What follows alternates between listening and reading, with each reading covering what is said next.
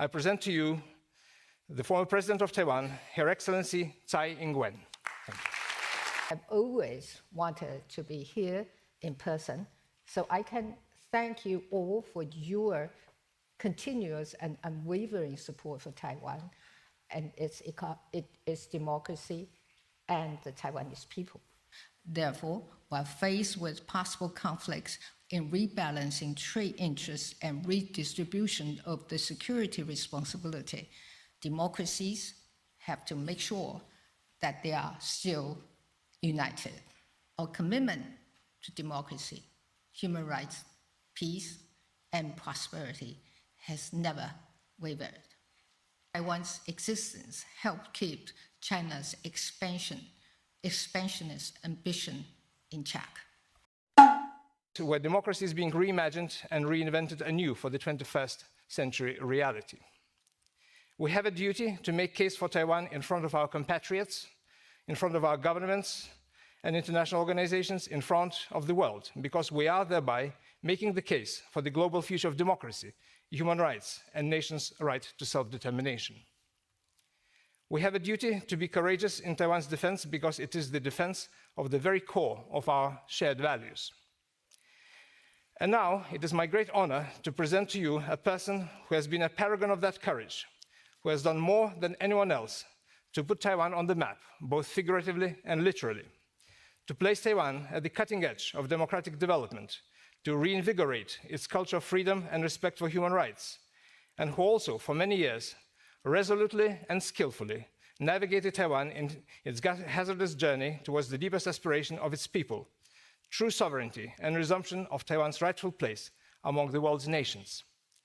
I present to you the former President of Taiwan, Her Excellency Tsai Ing-wen. Thank you. Madam President, my great honor.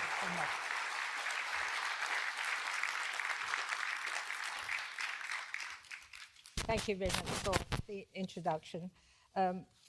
I like to thank Mr.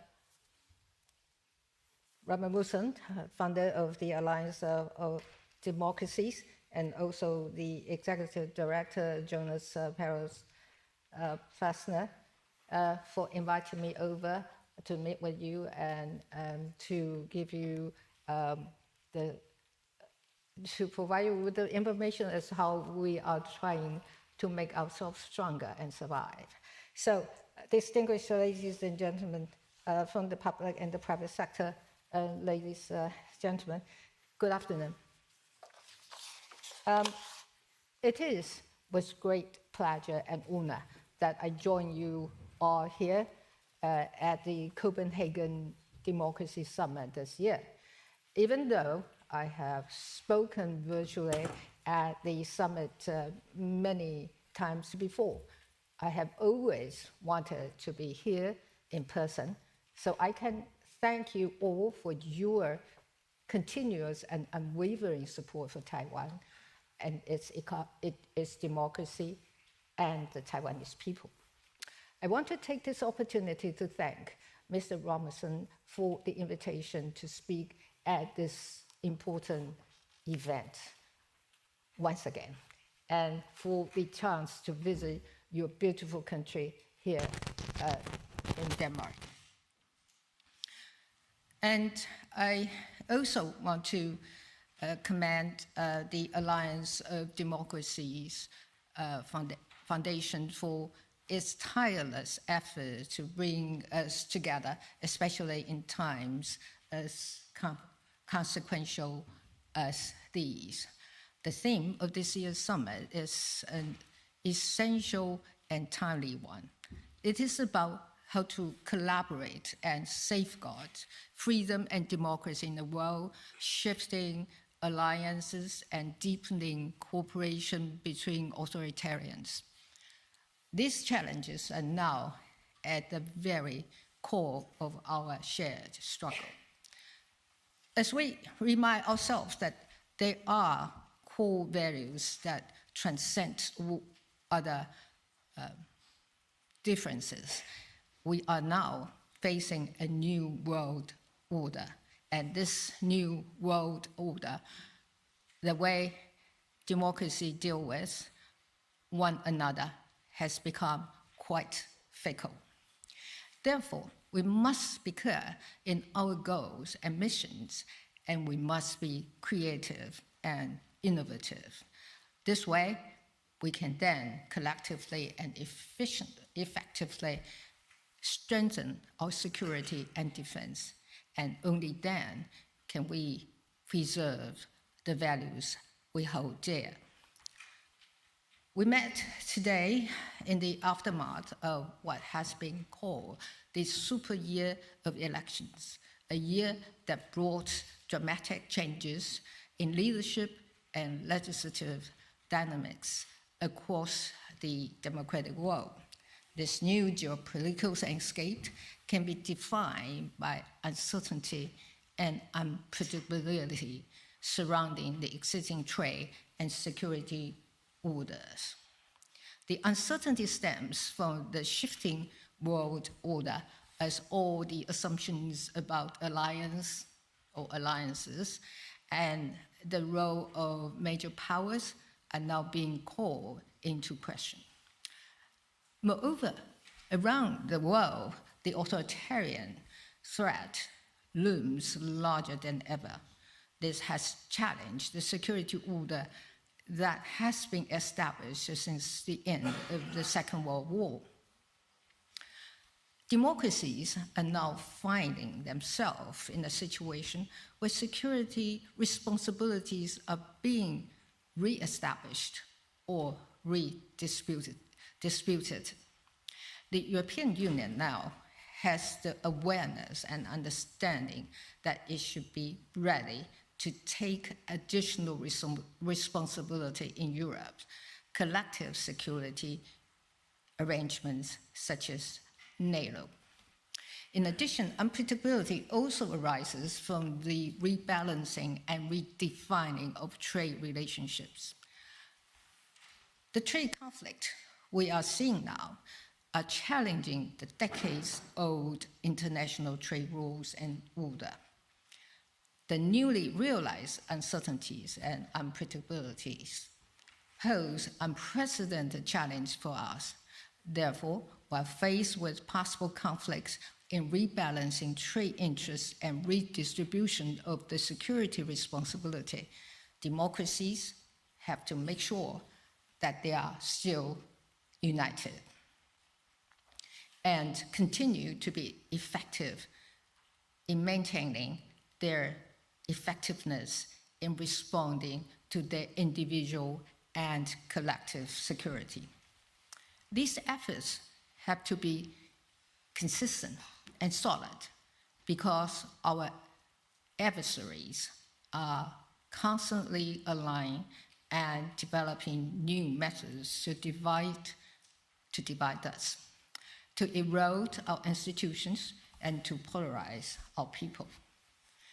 What this means is that democracies will have to be even more committed to tackling the uncertainties and challenges that engaged after such changes. To do that will require great wisdom from our leadership and collaboration from all societies. Now is the consequential time for outreach and adaptation. The rules of engagement have changed, so our collective strategies must evolve with them.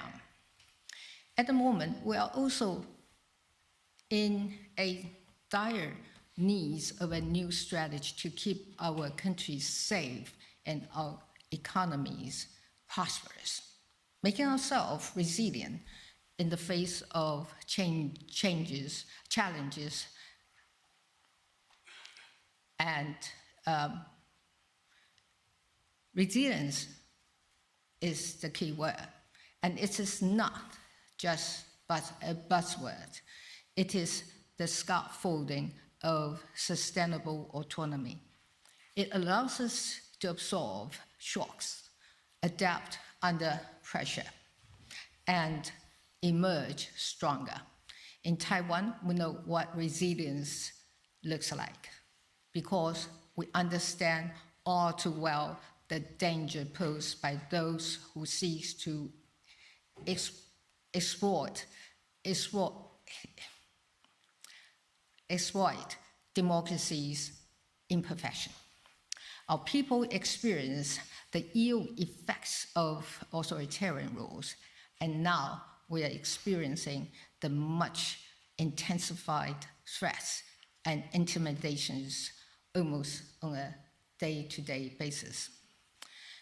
Our neighbor thought by routinizing cyber attacks, hacking, and military exercises, the people of Taiwan will either be debilitated by fear or become complacent. This was certainly not the case. On the contrary, the Taiwanese people use their experiences as the basis to build their resilience. Resilience has helped us defend our elections from authoritarian interference. It helped us weather the challenges posed by the pandemic. It helped us counter information manipulation while making our people more informed. Resilience also comes in many forms, from individual to collective, from economic to security. In the past 8 years, Taiwan has proactively built its resilience on multiple fronts. For example, in national defense, Taiwan has continued to increase investment.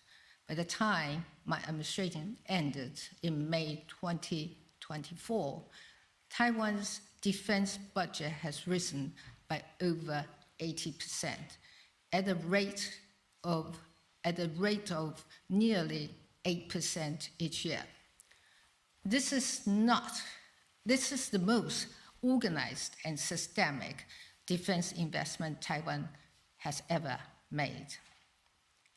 Taiwan will continue to increase investment as required by its security needs. In addition to investments in traditional platforms such as combat aircraft, Taiwan also made substantial investments in asymmetric capabilities such as mobile land-based anti-ship cruise missiles.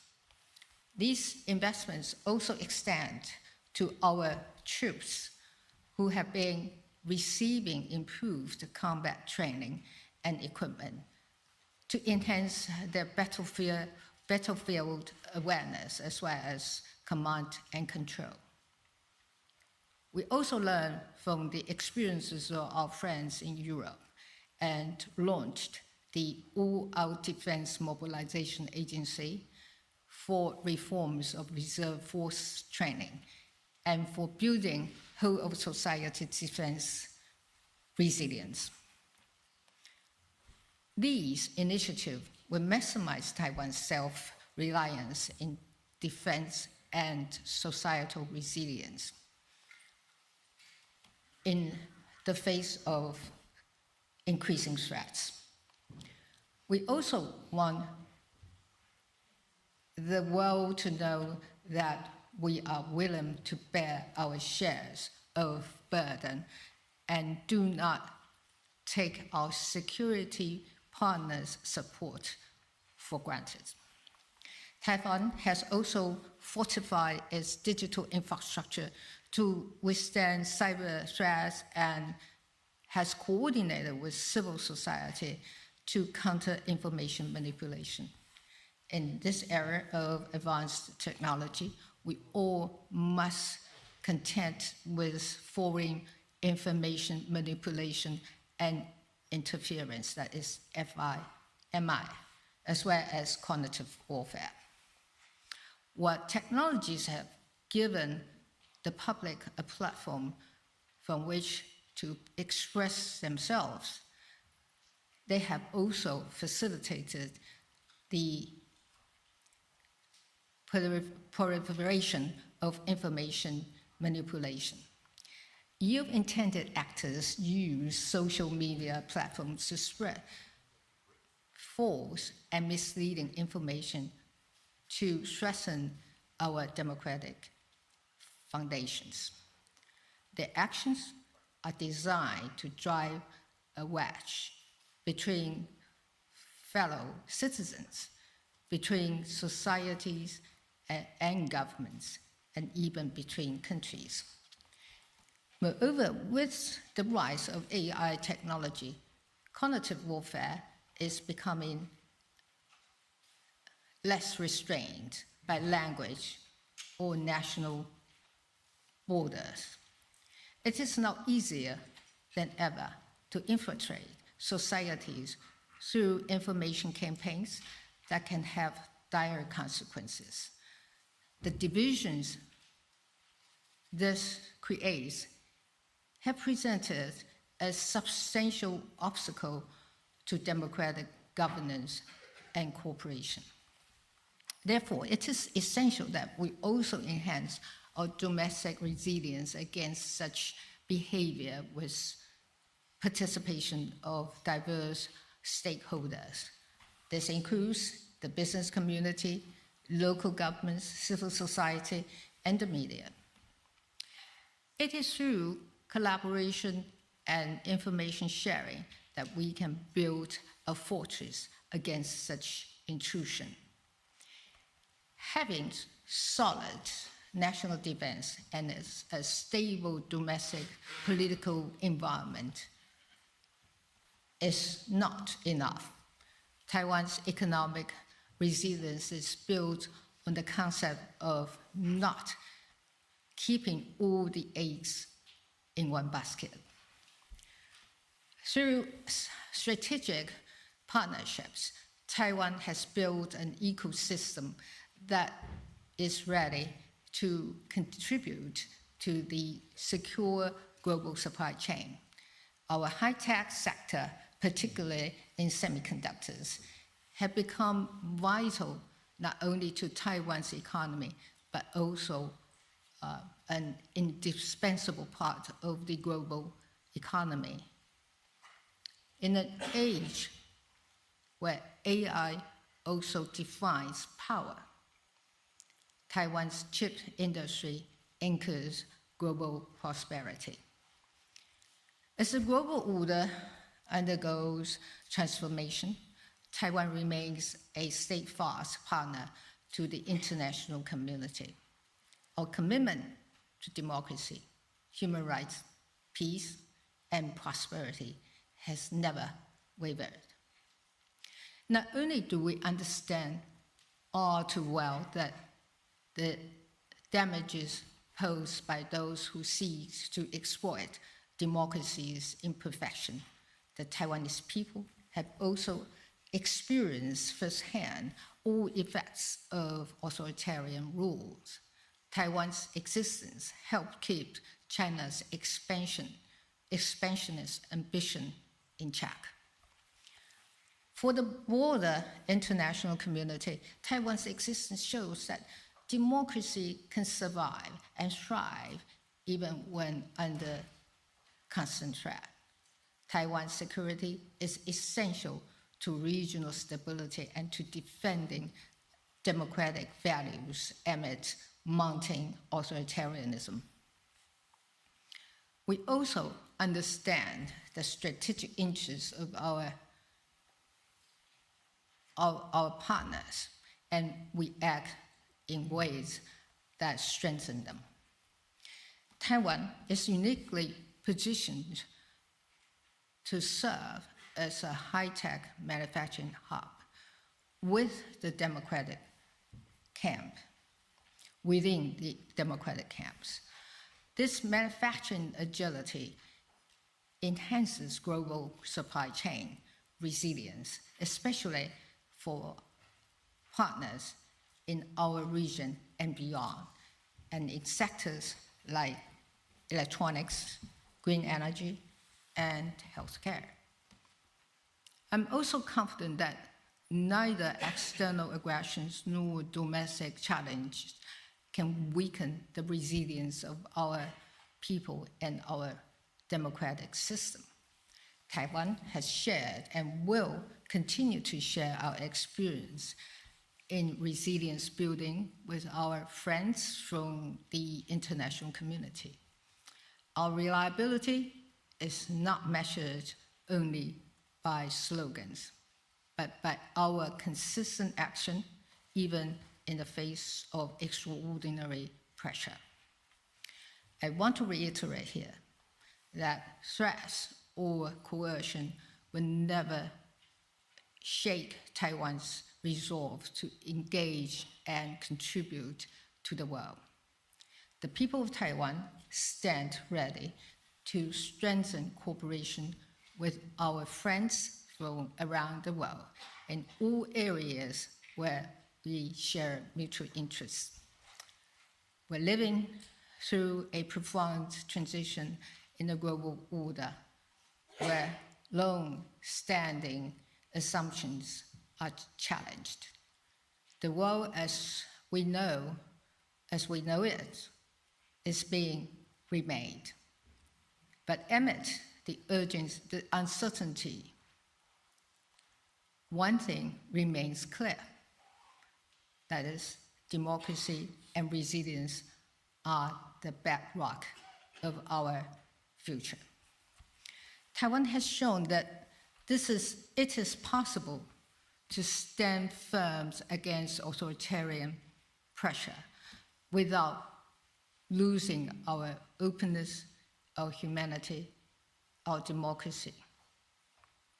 We offer our experience as proof that democracy, despite imperfect, is enduring and can resolve the most difficult challenges.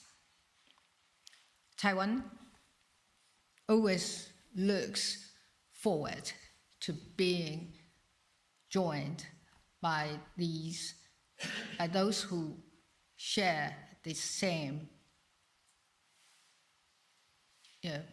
desire in facilitating and safeguarding stability and peace. And Taiwan also stands ready to share with international partners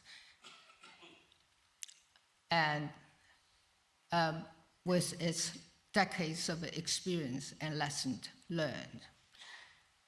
So our region and the rest of the world are more prepared and equipped to maintain what is so precious to us, that is the freedom and democracy we all enjoy. While we will surely face other challenges in the future, I'm very confident that by being united and working together, we will always come out on top. I want to thank Mr. Robinson and Alliance of Democracies Foundation again for the invitation. It is such a great pleasure to be here and be among you all. Thank you.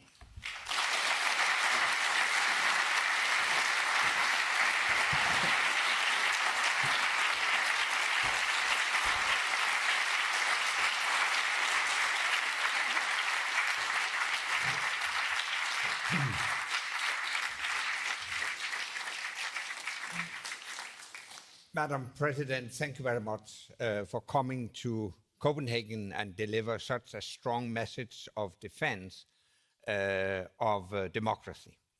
Taiwan is a democracy frontline state in the shadow of a big aggressive neighbor. You are privileged by having a flourishing democracy. You belong to the family of democracies. We want to keep it that way. President Tsai Ing-wen, 4 times already you have addressed the Copenhagen Democracy Summit virtually. Right. This is first time in person. Yeah, we have shaken hands when I visited, physically, when I visited Taiwan in January 2023, and now in March 25, but it gives me a particular pleasure to shake your hand physically here in Copenhagen, thanking you for your clear message. Thank you. Thank you. Thank you for the invitation. Thank you. Thank you. Thank you.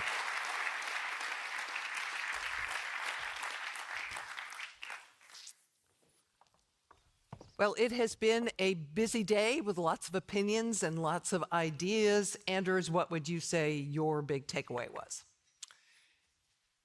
Actually, my biggest takeaway is that I'm a bit more optimistic by the end of the day than I was at the beginning of the day. And more specifically, I would point to three takeaways. First, I think we sent a very clear message here from Copenhagen that it takes hard defense to defend democracy.